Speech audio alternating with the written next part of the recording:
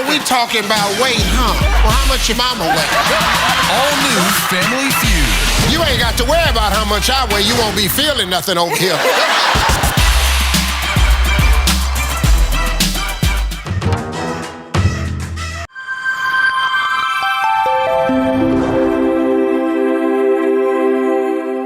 Jamaica, make we do the right thing. Make we live good today for a better tomorrow. Talk it out. Don't fight it out. The time by the Ministry of National Security is 6:30.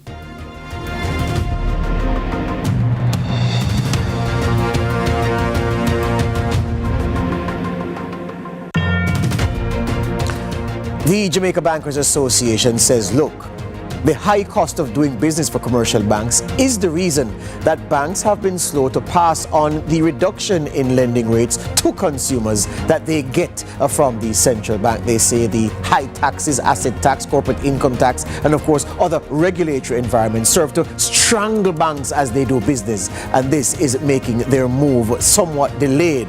But small businesses are raging mad, hopping mad, calling on the BOJ to do something to spur the commercial banks into the right direction, given that the central bank itself reduced lending rates 4 times in 2024. Experts from different sectors, different fields are talking to me this evening as they analyze the issue. Will consumers get a break? Will businesses get a break? Will the rates that commercial banks lend at come down? That's the ultimate question that we're going to answer, seek to at least, on Lead Story on this Monday.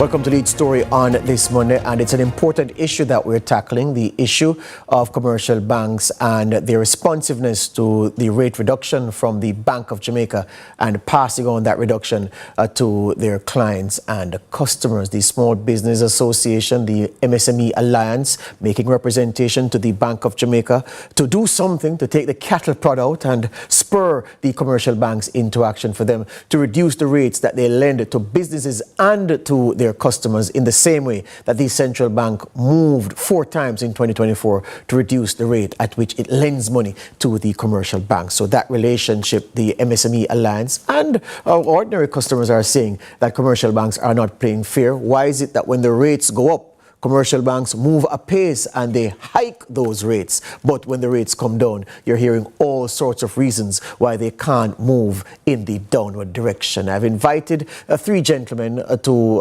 help the discussion, to illuminate the points for you that are important. Radcliffe Daly, he's a vice president of the Jamaica Bankers Association. Keenan Faulkner, he is one of our most promising economists, and Fitz Jackson is the veteran member of Parliament for South St. Catherine and a man who has been waging a lone war in the legislature to hold the bankers to account. Gentlemen, good evening and welcome to Lead Story. Yes, good evening to you, George. Good evening to you, George. Good. Good evening, George. Good evening, Radcliffe. Good evening to your listeners all. All the best for the new year. And I hope it will be victorious for you all as it will be for some. Excellent. I know you'd go with that. Yeah, today's a big year. This year, rather, is a big year for Fitz Jackson and people like him. All right, let me start with Senior Radcliffe Daly, representing the Bankers Association. Audrey Tugwell Henry, the Scotiabank boss and the head of the Bankers Association, has given fresh impetus to this argument about commercial banks and, to some people, their resistance. Some people, the slowness with which they are moving, if at all, to reduce commercial bank lending rates. And she says, look, it's difficult for banks to do business. It's expensive for banks to do business. We're being hit with a corporate income tax. We're being hit with an asset tax. We're being hit with other regulatory impediments that make it difficult to do business. That is why we have not moved in the direction that many people want us to move yet. Explain the rationale for the position taken by the leader of the Bankers Association.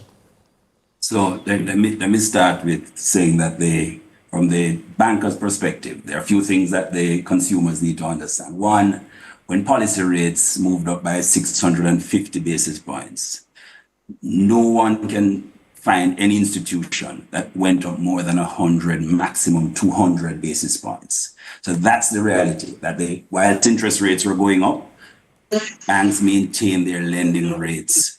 One, because we recognize the challenge that it would cause to our customers, and two, the impact that it could have on the country.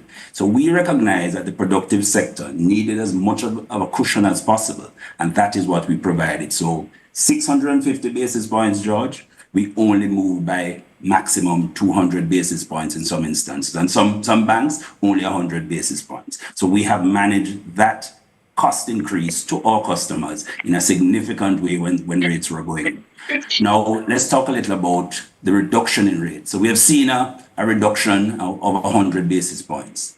There are certain realities that we are faced with as commercial banks. One, we have deposits that are still locked into the system at the higher rates, because many customers would have taken the advantage of locking in long-term, getting the higher rates that were present in the market. Secondly, we also have the situation that the adjustment in rates will take some time. And commercial banks, as they do their individual assessments, will reduce rates. But that is going to take time based on how the cost of doing business. And we can speak to some more of that as we go along. Very well. I'll take that initial answer from you.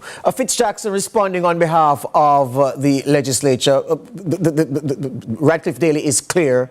Audrey Tugwell Henry is also clear. The cost of doing business is high. And as Daly just put on the table, the banks did not go the whole hog when interest rates were raised by the central bank. It was mindful of its clients and customers and only went partial way. So don't kill them, the fact that they haven't moved yet. That's his reasoning. I wanted to respond to that.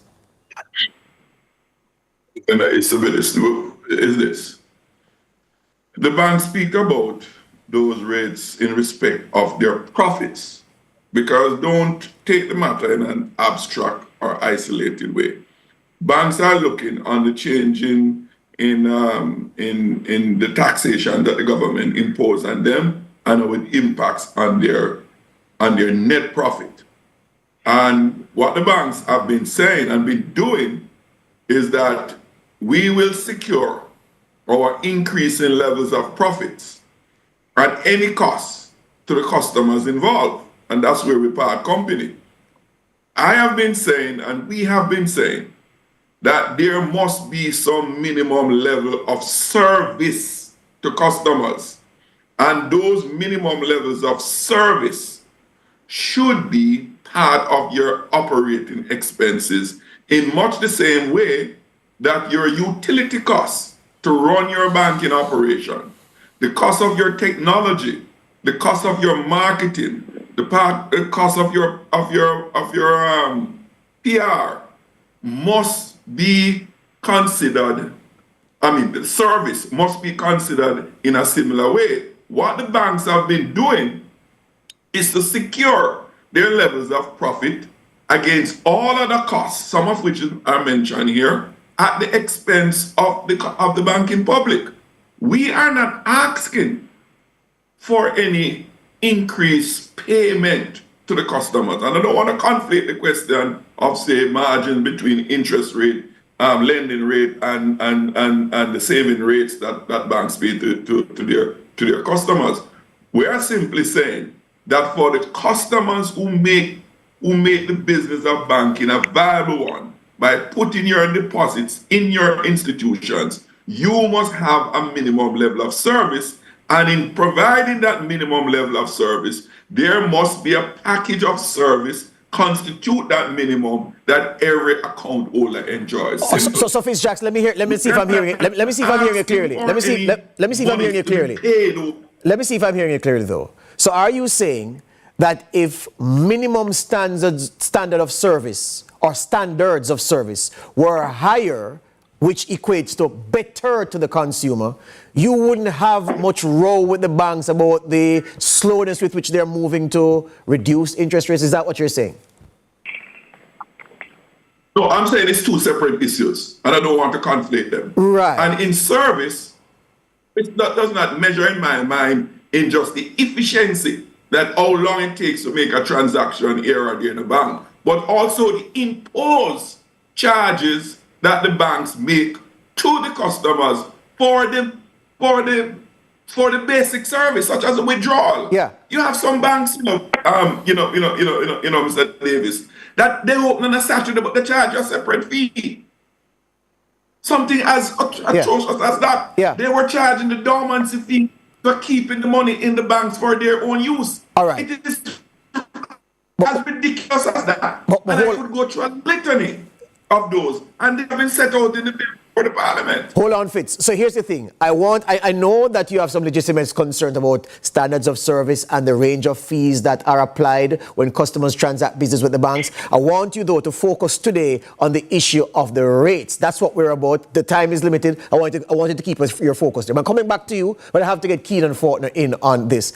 Keenan, it is true that the commercial banking sector dominated by two players. And where you have a commercial banking sector that lacks the kind of competitiveness where rivals are trying to take first mover advantage, rivals are responding to what their big rivals do, where there is that the absence of that, you're going to have a situation where there is no incentive to move.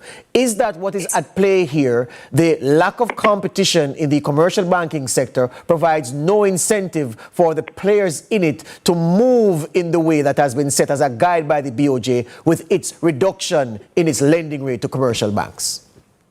Well, yes, that is part of the reason. I mean, based on how the industry is set up with two large players occupying 80% of the total market, there's no real incentive. And, in order to switch between banks and to switch loan products, that's why the Bank of Jamaica said that they were coming with a EKYC, which is supposed to, reduce the sort of informational asymmetries that are associated with trying to switch banks. So it's supposed to make, that provision of information easier.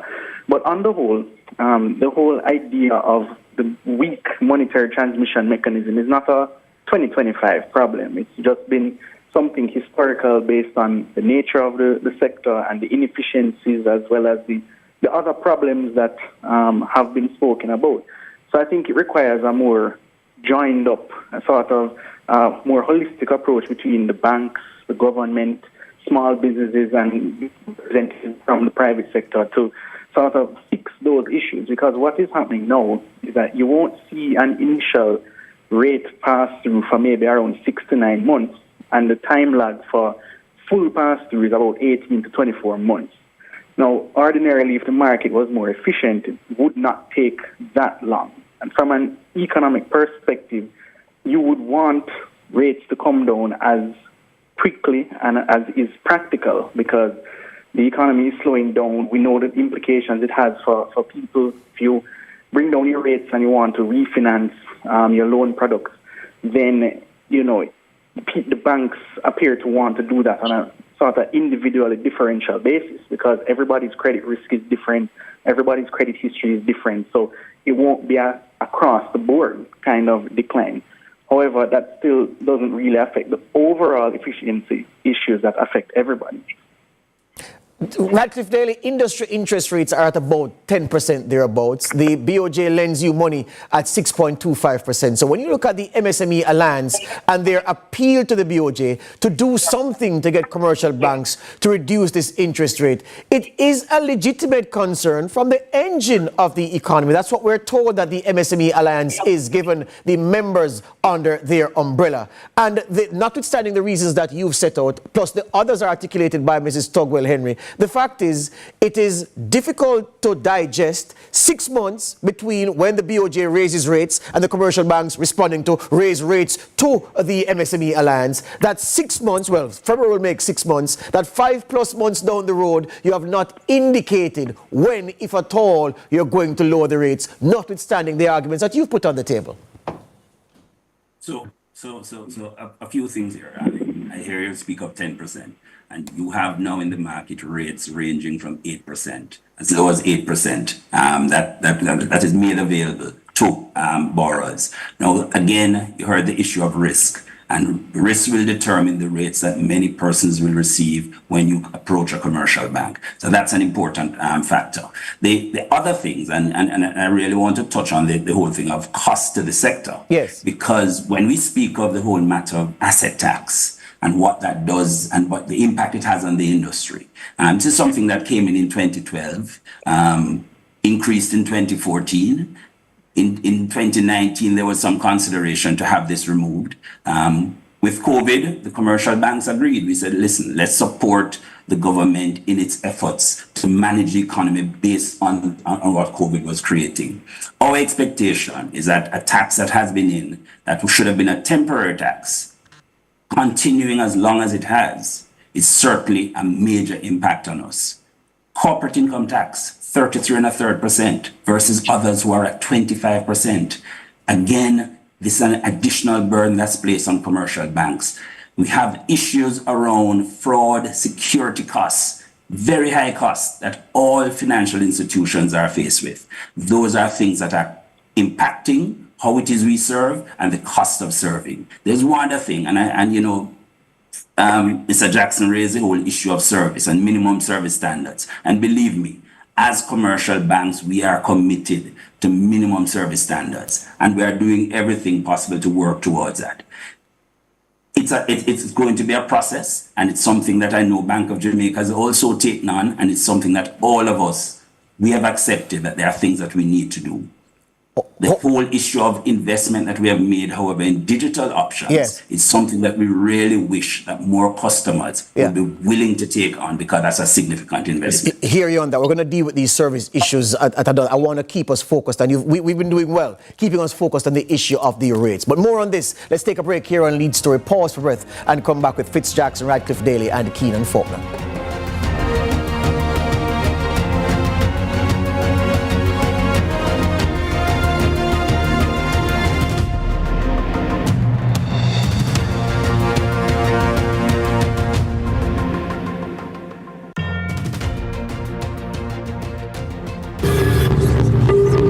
Join my private room. Only $1,000 for a grand time. That I know me. We never said that. But who going to believe me? That is correct. $4,350,000. Yes, go ahead. $4 million? I never approved that. Yes, me go doctor tomorrow. So me have to get the money today, no longer. Then no me face that. We never make no record or beg nobody no money. Deepfakes are AI-generated images and videos made to look and sound like people we know and trust. They're used to spread misinformation, destroy reputations, and are used to commit fraud and scams. Don't fall victim to deepfakes. Protect yourself. For more information, visit broadcastingcommission.org or scan the QR code on screen.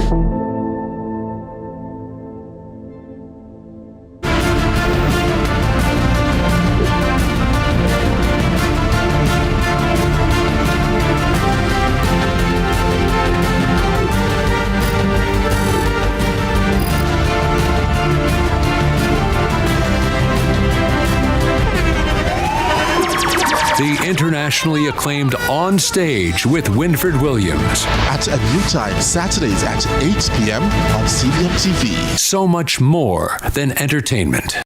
The Ministry of National Security presents Cyber Smart Conference 2025, February 11 to 12 from 9 a.m. to 4:30 p.m. at the AC Marriott Hotel under the theme Stay Safe in Cyberspace. Join leading experts and professionals to advance cybersecurity practices and build a safer cyberspace for all. Gain the knowledge and tools to address emerging threats in the digital world. To register and for more details, visit mns.gov.jm. That's the Cyber Smart Conference 2025, February 11 to 12 at the AC Marriott Hotel. See you there!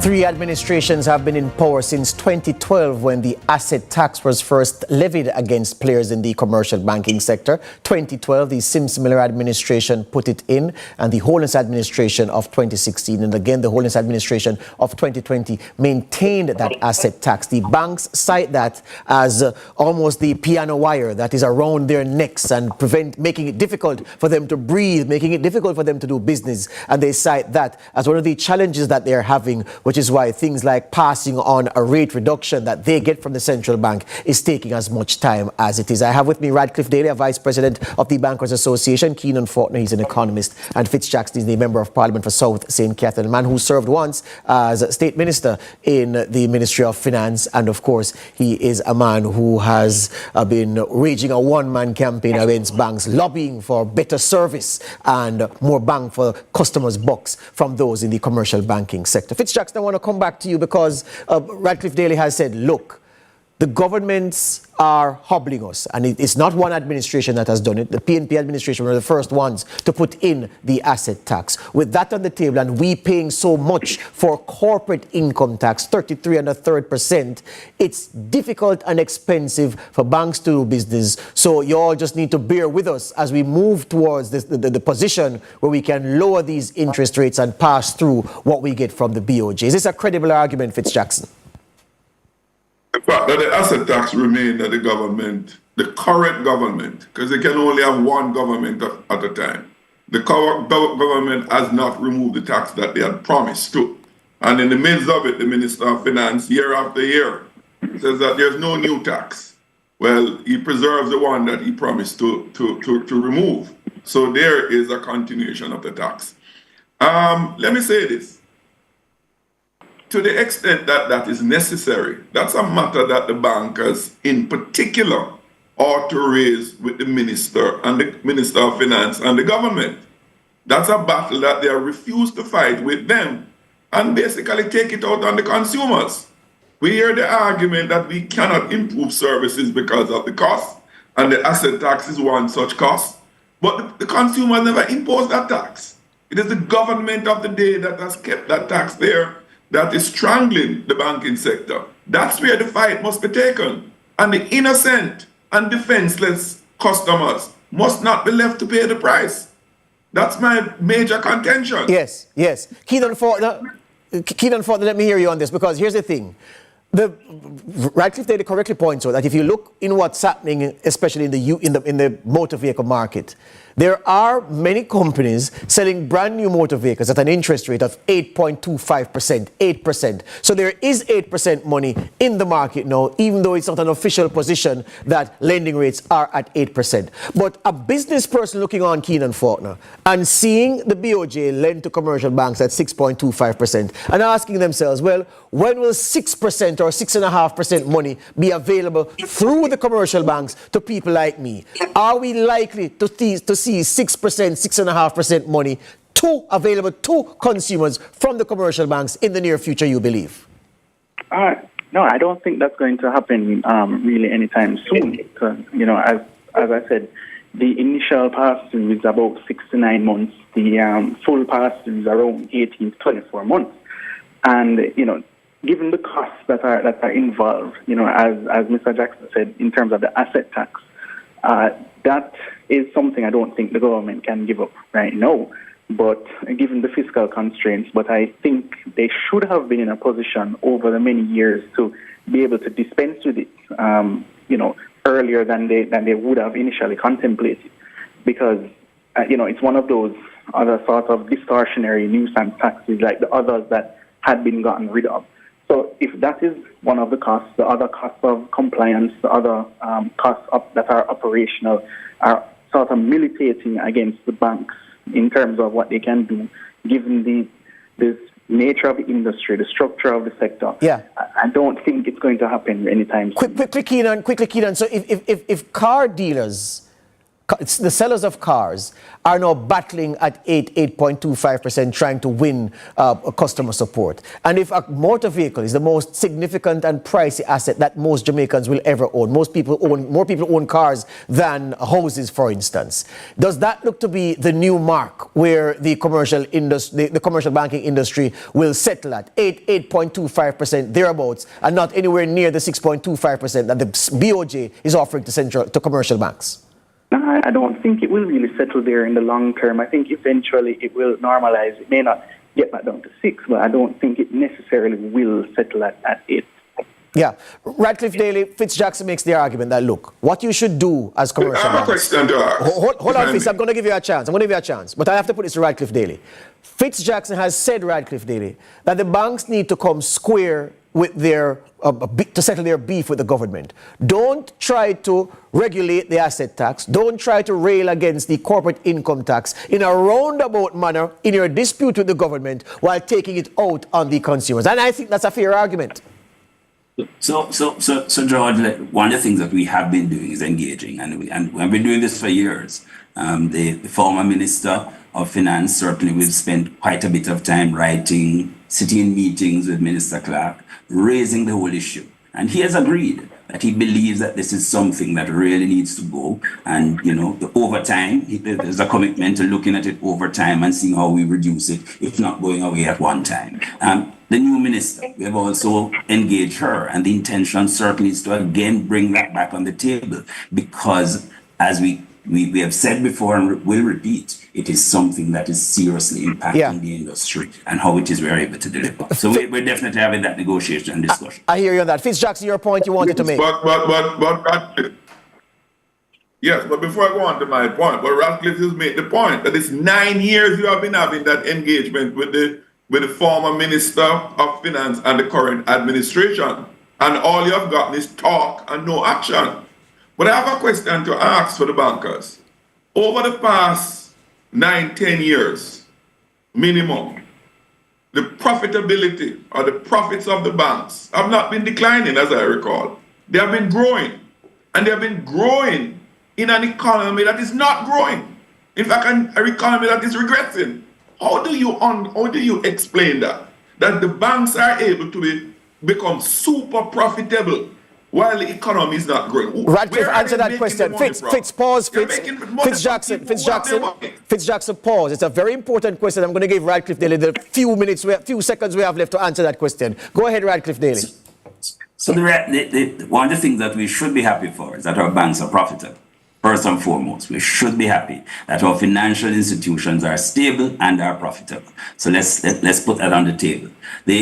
How it is we have been operating, one, in terms of improving our efficiency, two, in looking at how it is how our assets are utilized, how it is we lend, how we manage delinquency. So a number of things would have come into play, Mr. Jackson, that certainly would have improved our performance as institutions.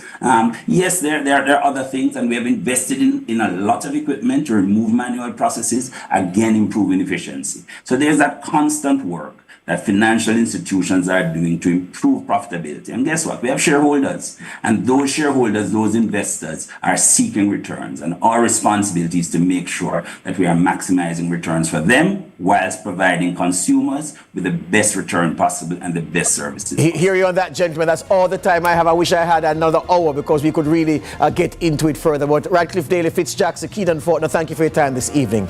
The only thing I have time to say is that, well, you heard it from the bankers. You're going to have to wait a while longer. And they're watching the finance minister now, Favour Williams, with keen interest to see if she will be the one to further reduce the asset tax. It was earmarked for reduction round about the time that COVID-19 struck. And the promise was that, well, once the situation moderates after COVID, we'll go back and we'll do the reduction that ought to have been done from about 2019, 2020. The time is nigh to see if that will happen. And perhaps that will be the trigger for the commercial banks to pass through the reduction that they've gotten from the BOJ onto us, the consumers, and people who are in the MSME lines, micro, small, and medium-sized enterprise. It's been a good debate, a spirited conversation. Let's continue it here on Lead Story. Nika Lewis is sitting by with the news at 7.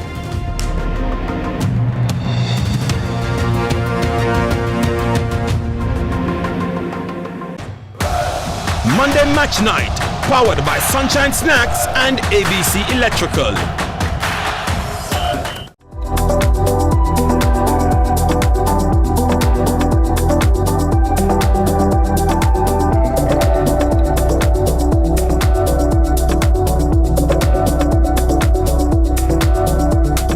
Are you really going to miss this? Prove you're not that guy. Every step counts. Sign up now. The time by Sagicor Sigma run is 7 o'clock.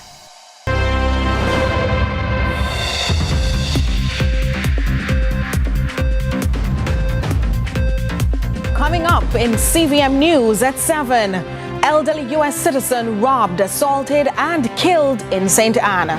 JDF private shot dead. Attackers mowed down in early morning Molynes Road incident. And uncertainty looms for Western Westmoreland MP Moreland Wilson.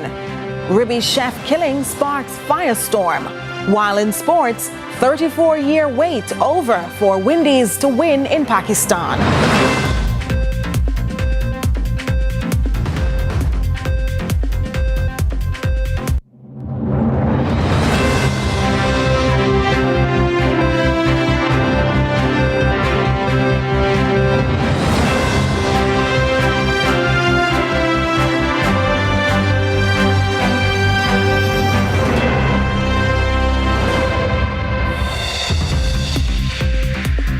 From Kingston, Jamaica, this is CVM News at 7. It's Monday, January 27, 2025.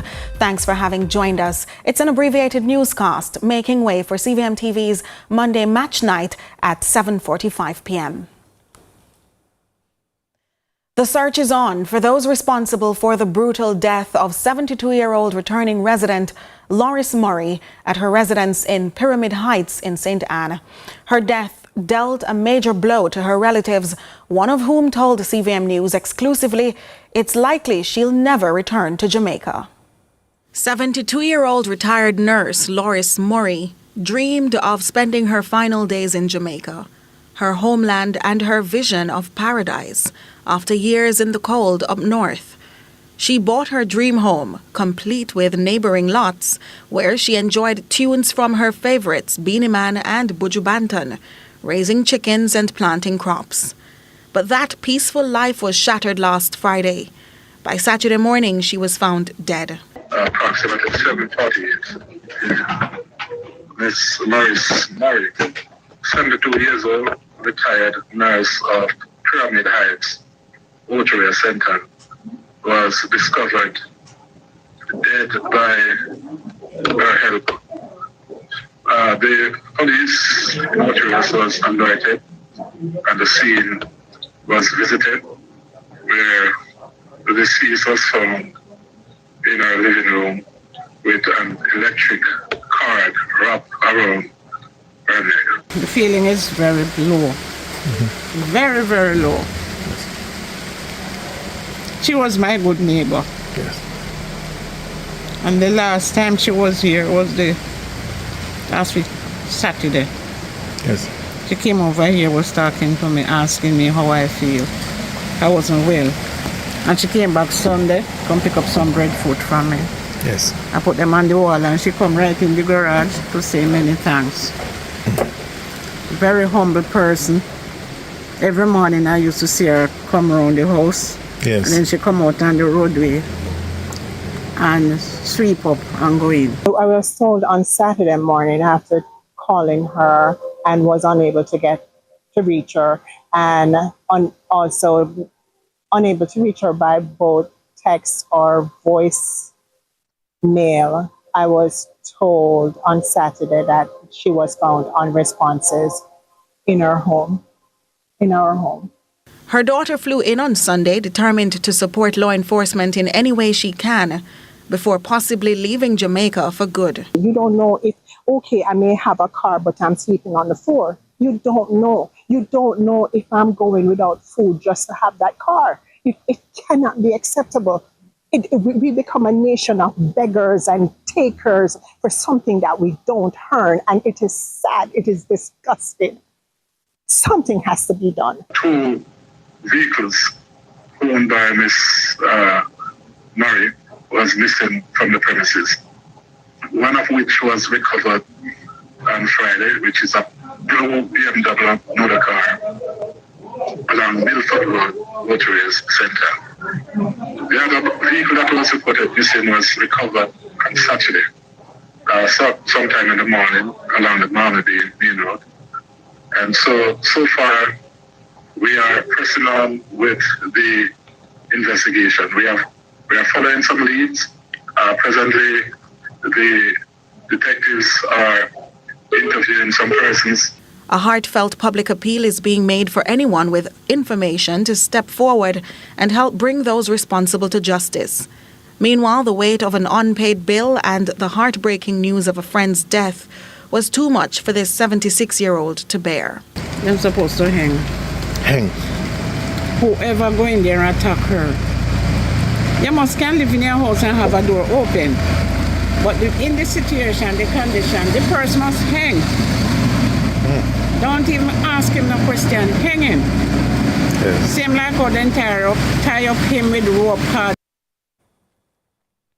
Well, a JDF soldier involved in Monday morning's early gun attack along Malines Road in Kingston has since been identified. The police are now speculating gang rivalry could be a possible motive for the attack, and Shante McNeil was on the scene. Now I'm standing on Malines Road where early morning gun attack would have taken place. It is understood that 3 men are now dead, including a JDF soldier. Now based on reports that we would have received, it is understood that gunmen riding a motorcycle would have opened fire on an Audi vehicle. It is understood that that Audi vehicle would have collided into the motorcycle, which later crashed and lodged between this light pole. Now, as you can see, we have debris still scattered on the ground, as well as oil spill.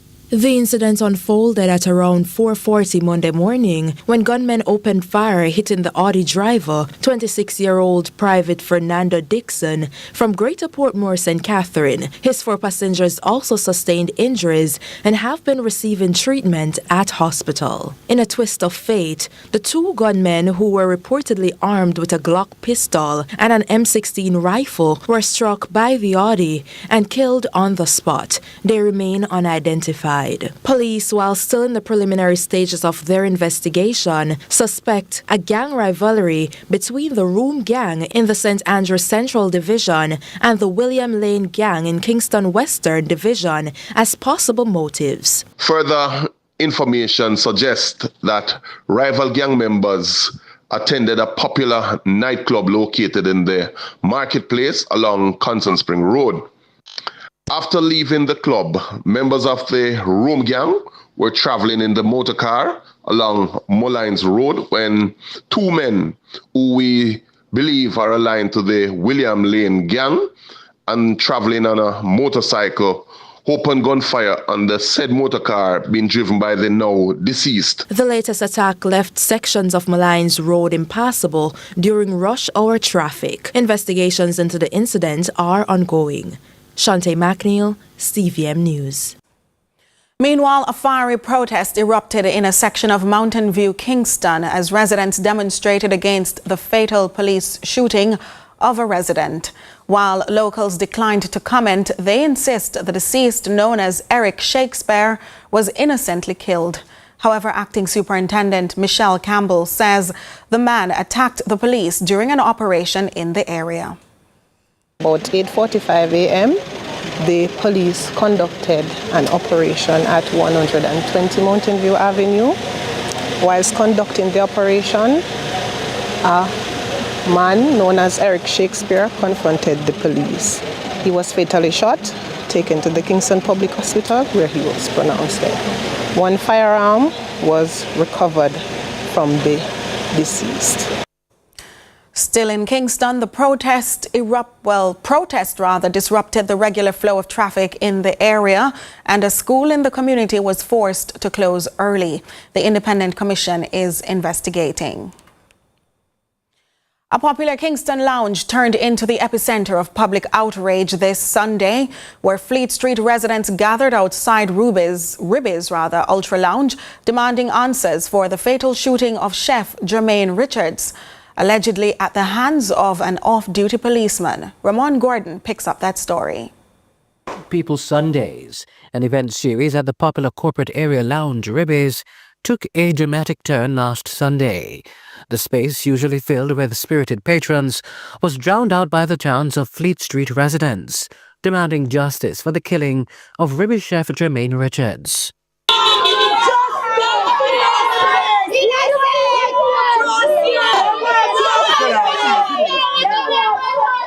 The claims sparked fury, both on the ground and online.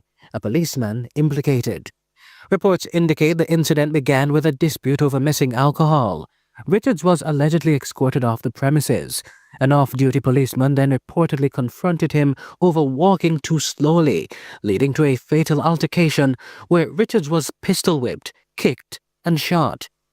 Ribes has denied claims that Richards was accused of theft and expressed sadness over the incident. However, it seems they've yet to reach out to the family. I don't put him up, say, my hard work and all these things, and then nobody get to nobody.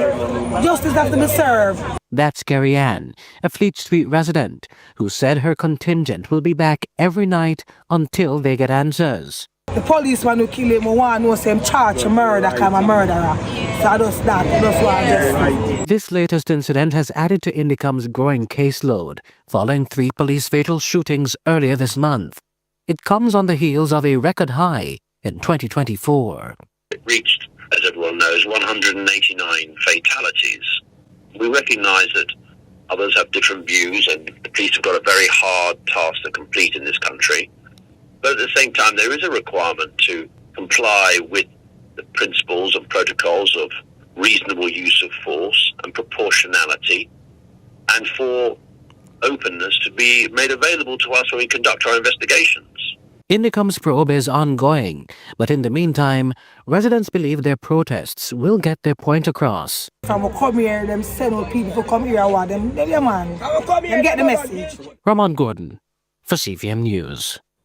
We take a break. More CVM News in a moment.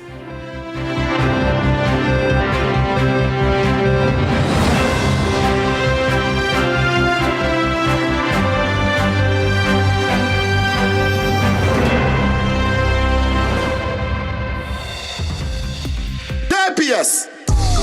Aye, my JPS app. Yeah. The mobile app brave as I said hot. With the mobile app, you feel know you can't flop the app in a happiness. Cause what? My JPS app easy to no riddle my light of it bright than the moon. If I want thing me love me JPS app, me I tell you about it in the tune. My JPS app easy to no riddle for me light of it bright than the moon.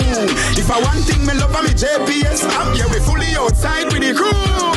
JPS, pouring what matters. Our days get a little complex sometimes. Often so many things make sense, yet so many do not. We are being intentional about giving prominence to the big stories in order to clarify and enlighten. Lead Story explains who, what, when, where, why, and how. Lead Story with George Davis, weekdays at 6:30 p.m. on CVM TV.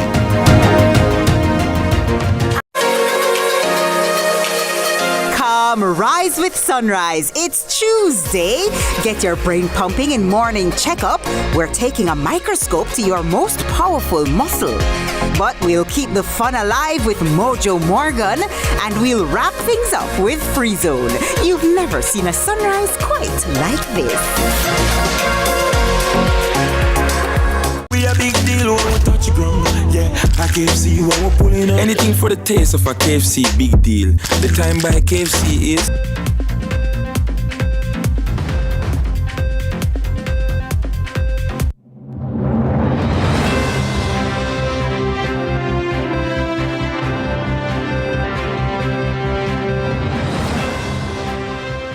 Thanks so much for staying with us.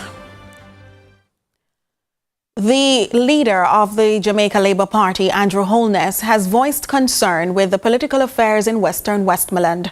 A recent internal consultation revealed the party's standard-bearer, Moreland Wilson, may be polling unfavorably among some party members.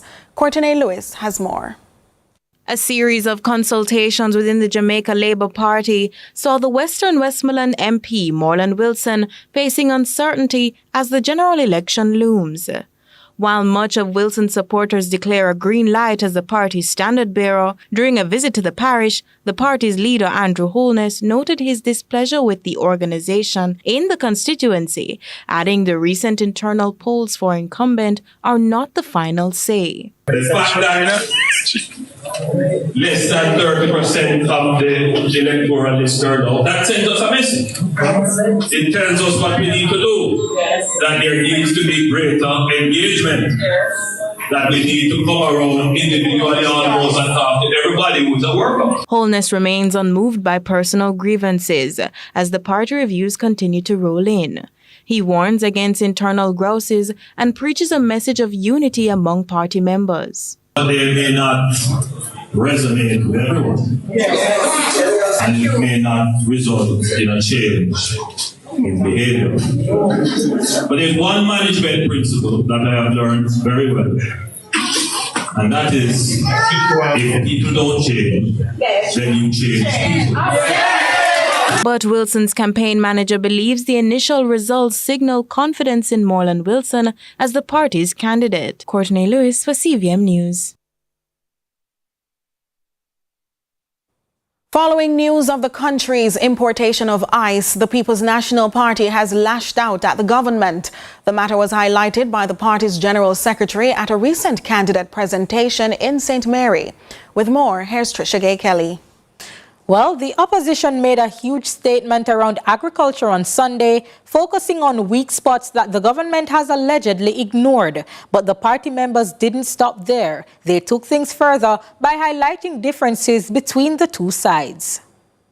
The People's National Party is turning up the heat on the government, blaming it for the importation of goods already available in the country. Stomping in St. Mary Sunday evening, the party's General Secretary Dr. Dayton Campbell said that is not something that would take place under a PNP administration. We are not the same because the PNP no import ganja come to Jamaica because we have some of the best ganja right here so in Jamaica. The PNP decriminalized marijuana.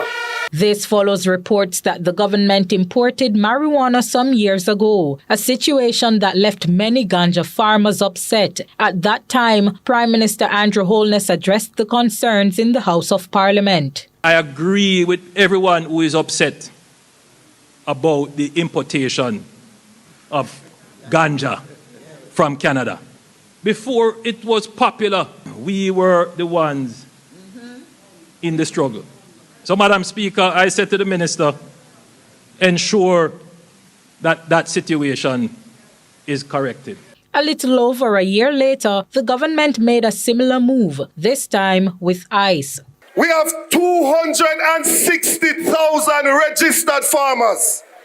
Each one of those households have at least 4 people in there. We are talking about more than 1 million people that are directly impacted based on agriculture. We must make local agriculture a priority. We must support our local farmers.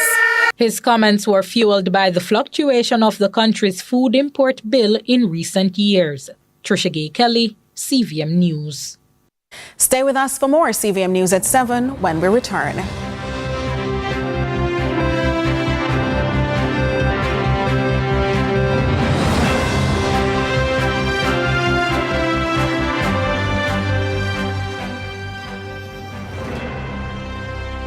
Farming is in our DNA, so we know the value of all you do. Whether you're an experienced farmer, the farmer just starting out, or the farmer looking to shake things up, we are here to support you at every step, providing high-quality feeds, chicks, farm supplies, and technical support whenever you need. From chickens to livestock to crops, choose High-Pro. Let's get it done together. No more fear of missing out. CVM TV News is on YouTube. Get up-to-date news, sports, and business content at CVM TV News anytime, anywhere. Subscribe now to CVM TV News to see it happen.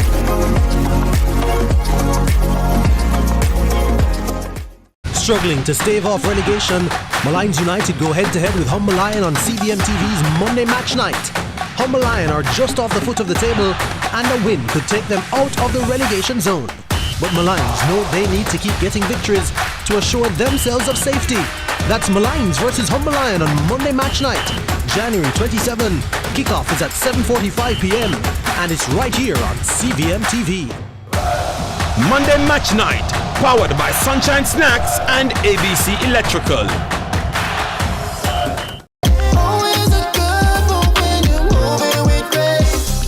The time by Grace Good Move is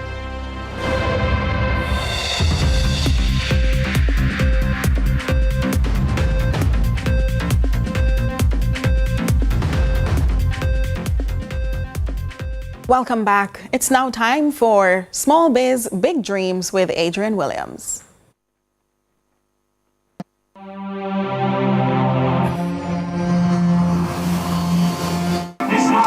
All right, cut. Today on Small Biz, Big Dreams, we'll be talking to a creative agency, marketing agency. There are many things, but we'll find out. We'll be speaking with CEO and founder of VK Vision, Kevron Dunkley, who's going to be telling us more. Let's go. The business, located in the very active town of Black River, near the river it is named after, is a part of the 16 Even group of companies. Well, as I said, we're now here with Kevron Dunkley from VK Vision. He's the CEO and founder of VK Vision. Kevron, bless up, my boy. Pleasure to meet you, sir. All right, so tell me something now. How the name came about and what does VK Vision do? It was a long process on choosing a name because it was originally Norvik Photography, which was Kevron spelled backwards, right? And then it got shortened to Vec. And then I removed the E, and then, they said I had a vision, so VK Vision. Nice. And then what does VK Vision do? So I'm the creative mind behind it. We're a creative agency that does marketing, photography, videography. This is Agape Korea, which is run by Aldin. One of my business partners. And then over there, you'll have Shanice, which is the secretary. We at 16 Event Print, we specialize in cups, tumblers, t-shirts, signs, banners, flyers, posters, anything that is promotional, we do it. So if you have a business and you want to get your brochures done, your flyers, your business, even marketing, we also do marketing here. Kevron is passionate about what he does, and when giving marketing consultations, he emphasizes not just the love, but the need to be strategic. Well, I wouldn't even think of it as a 9 to 5 because I enjoy doing it, it's something that I genuinely love, so it's not a chore or feel like a job for me to get up and do what I love every day. Not because I just strictly enjoy it, I also wanted to excel and grow as a creative in that field. And the more I grew, and there's when I saw the business aspect coming in, right? Because now you hold yourself to a standard, right? As a creative and as an entrepreneur, that's where you realize you start profiting when you have a certain standard to certain businesses. Next week, Kevron takes us through the town to show us a few brands he has impacted with his service offerings, and we catch up with CEO and founder for the 16 Even group of companies, Deandra Fuller. This is Small Biz, Big Dreams. Dream big.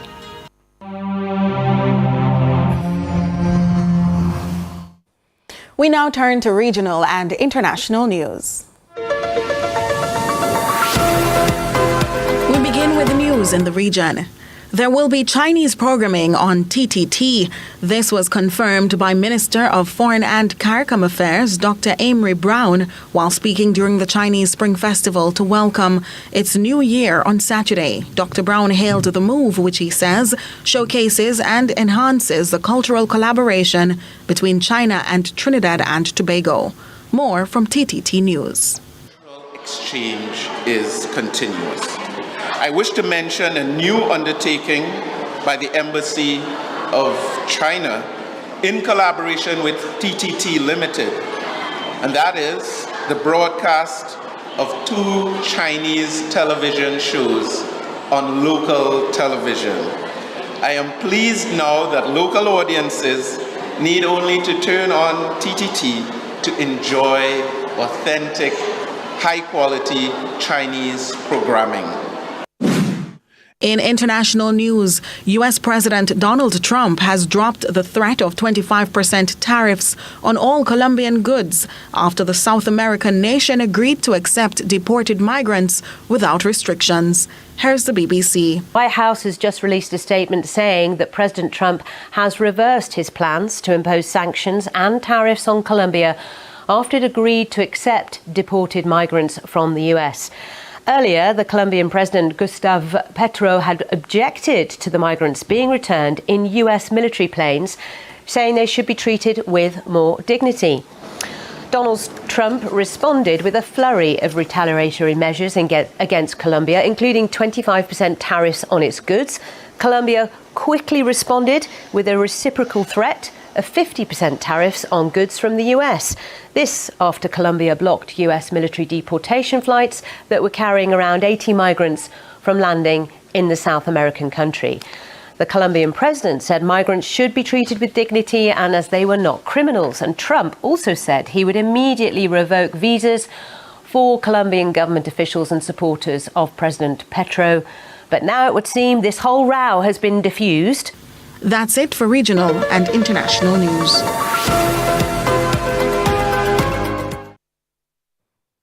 And ahead of the break, here's what's trending online. So what's trending in our local social media spaces? The Jamaica Football Federation has appointed Tanya Lee Perkins as its newest ambassador, aiming to boost relationships with key stakeholders and sponsors. Here are some of your reactions. At Raheem C257 comments, one of the best moves the JFF could ever make. There's hope yet. She'll be phenomenal in this role. Perfectly suited. Poise, intelligence, and a knowledge of all things sports make her an excellent choice. At Lordy Cassie posts, congratulations. Best wishes to you on creating an impact in this well-deserved role. At Junior Visionary writes, JFF been making some good moves lately. Keep the momentum going. Success is imminent. At Toriel Exist Knows says, only makes sense. At Damon FIFA shares, congratulations, well-deserved recognition. This is a game changer for Jamaica's football future. And that's what's trending online today. Continue to share your thoughts with us on X at CVM TV and CVM Television on Facebook. I'm Trisha Gay Kelly.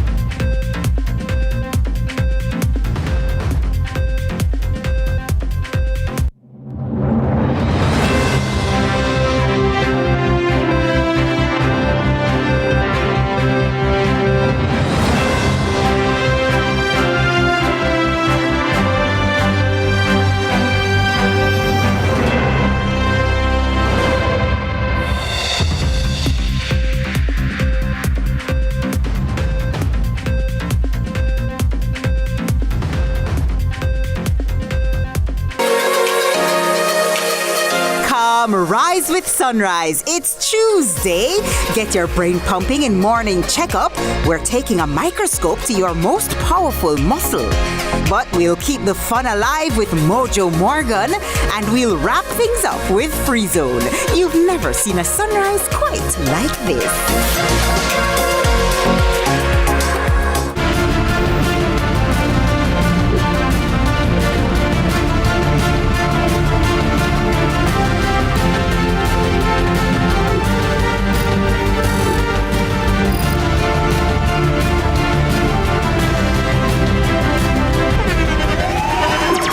The internationally acclaimed On Stage with Winfred Williams. At a new time, Saturdays at 8 p.m. on CVM TV. So much more than entertainment.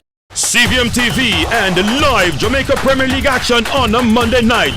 A match made in heaven. We call it Monday Match Night. Catch all the hard-pounding JPL Monday night action from now until the end of the season on CVM TV's Monday Match Night. Matchday Mondays at 7:45 to 5 p.m. with rebroadcast Tuesdays at 10 a.m. Nothing else can quite match up. Monday Match Night, powered by Sunshine Snacks and ABC Electrical.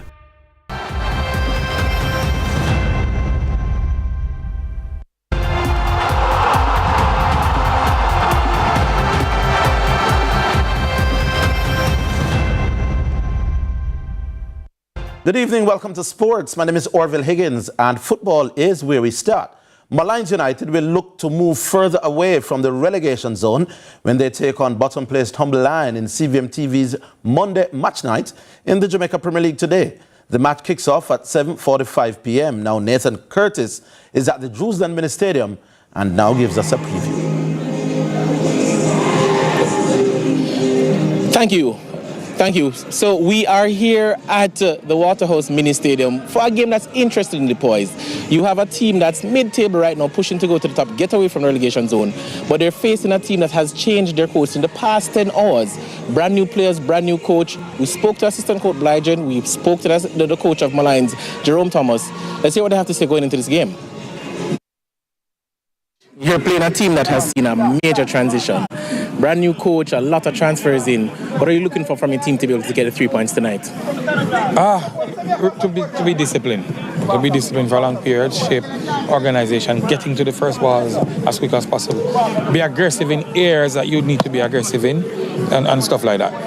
So, Coach, your team is without one of what has been considered to be a foreign players right now in Devon Davis. How will you cope with his absence? I think we have been coping well. We have other players that are probably just as competent. You know, Devon, I think, probably a little bit special, but we have other players who have been working. I think we have been doing well.